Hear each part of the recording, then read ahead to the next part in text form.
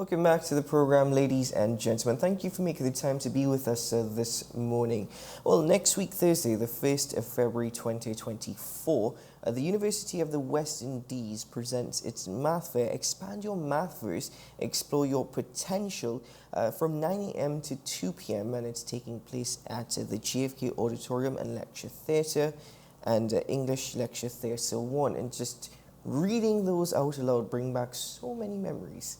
Really, but let's explore with the UWI-verse, as we see. I'm joined this morning by coordinator of the secondary school teacher liaison committee, Dr. Dayle Jogie. Good morning, sir. Welcome to the program. Delighted. Thanks for having us. Thank you. And Mr. Rajesh Lakhan, he's the co-chair of the Math Fair Fun Activities and Booth Subcommittee. Good morning. Good morning. Thanks for joining us. Math Pleasure Fair Fun Activities. That's a first. Yeah, yes, it is. It is. So, tell me a bit more about this event in particular. This year, you're exploring the theme: expand your mathverse, explore your potential.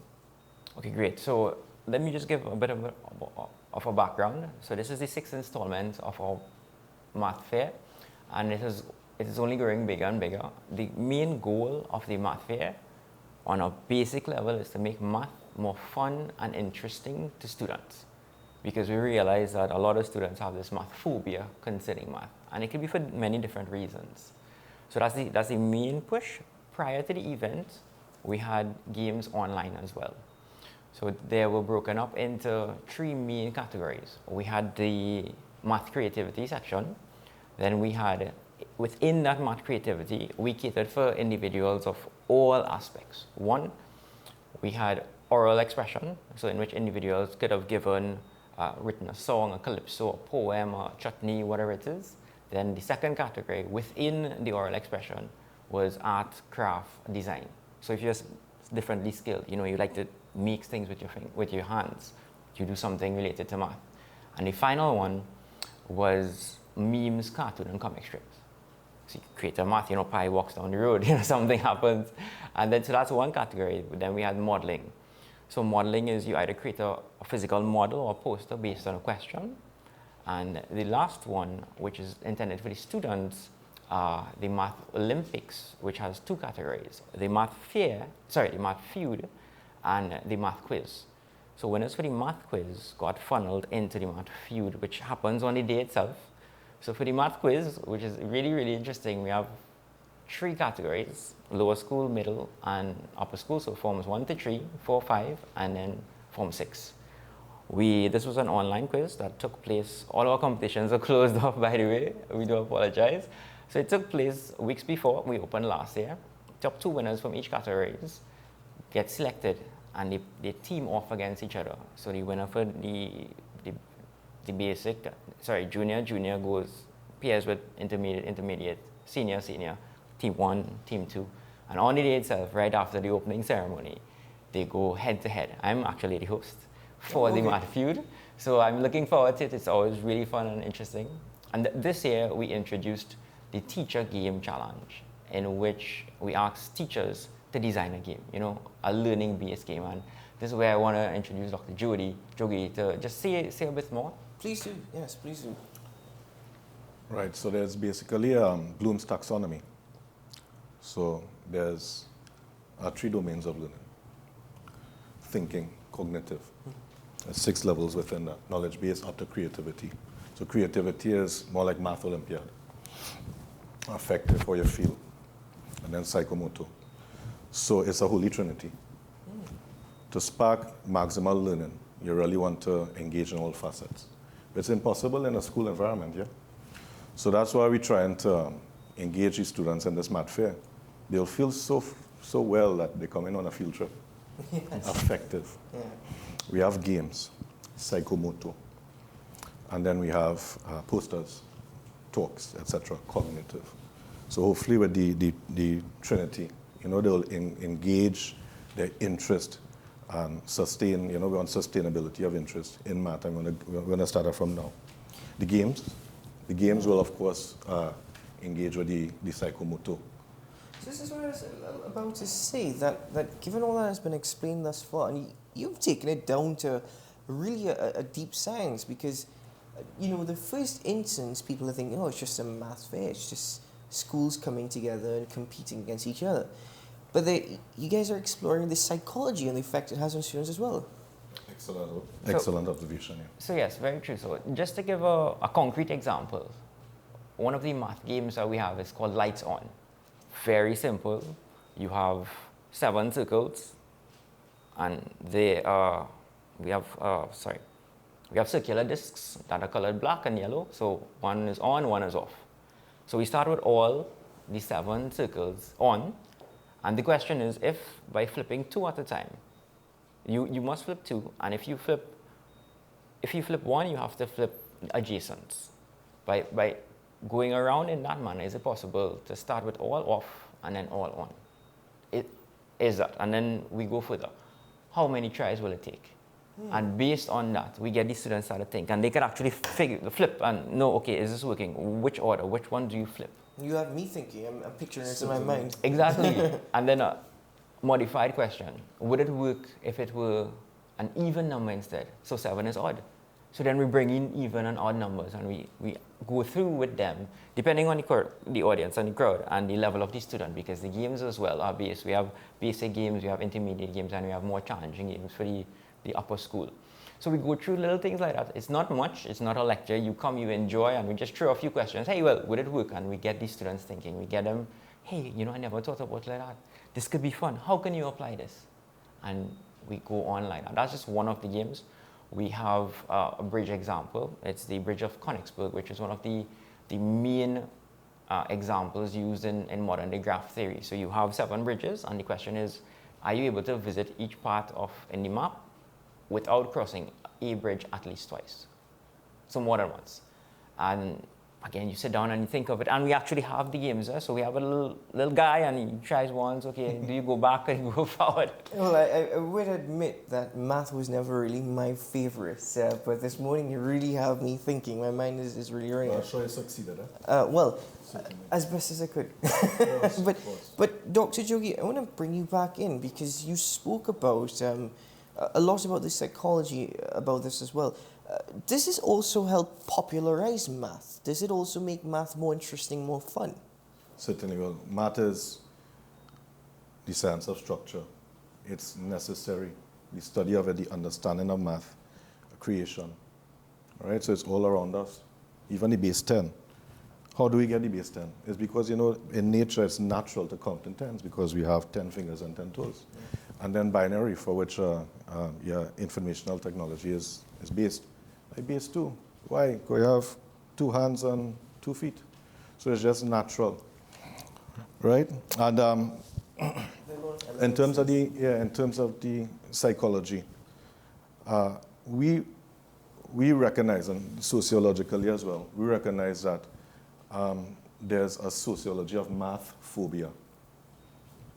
Children tend to believe, well, I do maths because I have to do it. Mm-hmm. But it could actually be fun. We could engage them. There's certain things like, all right, when I'm teaching, I say we're having a math party. Right? Math party? Yes. Whoever could do the question the fastest wins. And you see, engaging each other. It's a game now. Engage, and then, success breeds success. So when a child could do this level of questions, then they move up. And then eventually something overflows. They say, you know what, this is enjoyable. I can actually do this. And that's where we want to catch the children. All right, we're going to catch them from now. So by the time they reach Form 4 and they're doing CXE, you just get 1s, 30 ones, normal. Go to CAPE, do maths applied IT, get skulls, move forward, and then build the society from there. And then come back to you to study maths. Of course. Certainly. So I just want to add to the question. Can you just repeat the question again? Sure. I was speaking about generally if this is going to popularize math. Yes. So the experience that we've had, first I want to say that registration has officially closed off. It's 1 week before the event, and we are maxed out. We are full to capacity. Crikey, and here I was getting a bit more excited for my part. So there's good news. There's always good news. You can join online, and we engage in videos to join online. We are streaming on a live stream. It's uemathfair.com. All the information is there. You'll see from the live stream. Then we go into the feud. We have real talks. And we have an interactive question and answer session online as well. So the audience, it's not just a view only. You can just literally type in the chat and questions will be asked depending on the question and the time constraints, of course. Also, there are games online you can play. So you won't be missing out. You know, obviously being there is totally different. And this allowed us also to expand not only in Trinidad, but we are regionally as well. So we've expanded all our competitions to different islands around the Caribbean, and we have had participation from them, and I find it's great. So definitely it has expanded math, and math is a fun thing, math is something to do. When individuals see me, who I taught before, or even just on my WhatsApp, they message, hey, when is this thing? I need some more information. Can we still register? I keep getting the questions. So definitely, yes, 100%. It is, in my opinion, doing a lot for mathematics on a whole, not only in Trinidad, but in the Caribbean. Certainly. And it's not just mathematics. I think you guys, with this math fair, the evolution of the math fair, are really doing a lot for students as well. Because socially as well, yes, it's everybody gets excited for a field trip. Yes. Everybody gets excited for a field trip, but that opportunity to also interact with other students, and even the competition is healthy competition. So you're doing a lot for the social skills as well. Dr. Jogie, expand on that for me, please. Yes, certainly. So we have expanded the number of booths. So of course, you will be familiar in front of the Alma Jordan Library. There's the communal space called the quadrangle. Yes. So we're occupying an entire space. And that's a big space. Booths upon booths with games. Children are going to socialize.